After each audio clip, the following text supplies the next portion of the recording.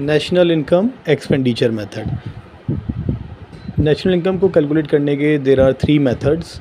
एक हम पहले देख चुके हैं वीडियो में, दैट वाज इनकम मेथड, और आज हम डिस्कस करेंगे एक्सपेंडिचर मेथड के बारे में। तो नेशनल इनकम का ये सेकंड मेथड है, how to calculate national income.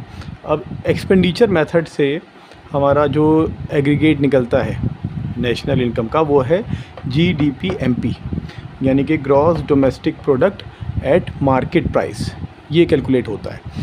इसका फॉर्मूला है C+I+G+X-M। C है प्राइवेट फाइनल कंजम्पशन एक्सपेंडिचर, यानी कि ये कंजम्पशन एक्सपेंडिचर है हाउस होल्ड्स का मेनली। दूसरा इसका कंपोनेंट है I, जिसको हम इन्वेस्टमेंट या फिर कैपिटल फॉर्मेशन बोलते हैं, और उसका पूरा जो टर्म है that is gross domestic capital formation, gross domestic. Okay, अब यहाँ आपको एक चीज़ आपको थोड़ा सा याद रखने की है। ग्रॉस डोमेस्टिक कैपिटल फॉर्मेशन के 2 कंपोनेंट्स होते हैं।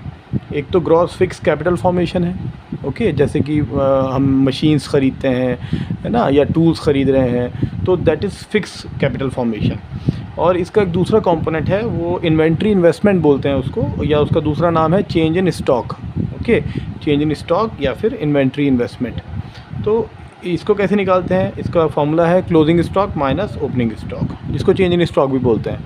तो क्वेश्चन में आपको अगर ग्रॉस डोमेस्टिक कैपिटल फॉर्मेशन दिया है टोटल, तो हम चेंज इन स्टॉक को ऐड नहीं करेंगे, वो सिर्फ कंफ्यूज करने के लिए दिया है।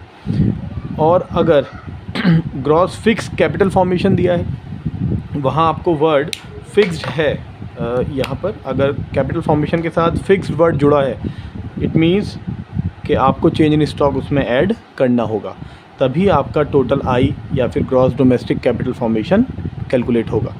ओके, तो देखने वाली बात है कि कैपिटल फॉर्मेशन अगर फिक्स्ड वर्ड है, अगर वो फिक्स कैपिटल फॉर्मेशन दिया है, तो चेंज इन स्टॉक आप ऐड करेंगे। ओके, और चेंज इन स्टॉक या तो टोटल दिया होगा या फिर आप निकाल लेंगे closing stock minus opening stock करके। इसका दूसरा नाम होता है इन्वेंट्री इन्वेस्टमेंट।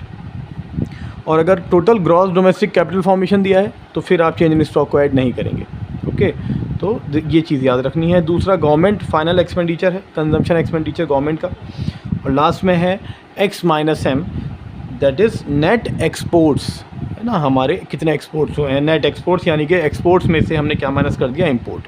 और अगर इंपोर्ट ज़्यादा है और एक्सपोर्ट कम है, तो हमें नेट इंपोर्ट्स मिलेगा, और फिर हम उसमें से प्लस नहीं करेंगे, उसको माइनस कर देंगे।